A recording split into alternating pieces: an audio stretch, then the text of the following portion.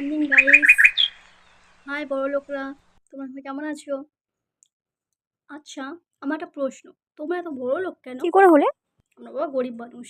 এই যে আইসক্রিমটা কখনো খেয়েছো? খাবে কেন? এর তো দাম কম। এটার দাম কষ্ট হচ্ছে বলতে। 20 টাকা। 20 টাকা? ইয়ামি। এখন তো দাম বেড়ে গেছে। ট্রাই করে দেখো। গরিবেরা খাই, এগুলো গরিবেরা। আমি গরিব তাই খাচ্ছি। সবসময় হাসতে হাসতে খেতে হয়। বড় লোকরা তোমরা এসব বুঝবে না। গরিবেরা না যে কোনো কিছু একটা খেলে, সামান্য কিছু খেলে আমরা অনেক মজা করে খাই। দাও দেখাচ্ছি। তোমার কাছ থেকে শিখে নাও। এটা দেখবে? খাবো খাবো আবার খাবো। বাবা পড়ে গেলে গরিবের লস। গরিবের কাছে যাওয়া টাকা থাকে আমরা খেয়েই ফুটিয়ে দিই।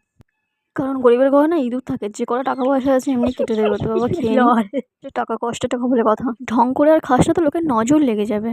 এটার নাম কি জানো? এটা হচ্ছে চিকেন মাঞ্চুরিয়া। গ্রিন চিকেন দিয়ে বানানো।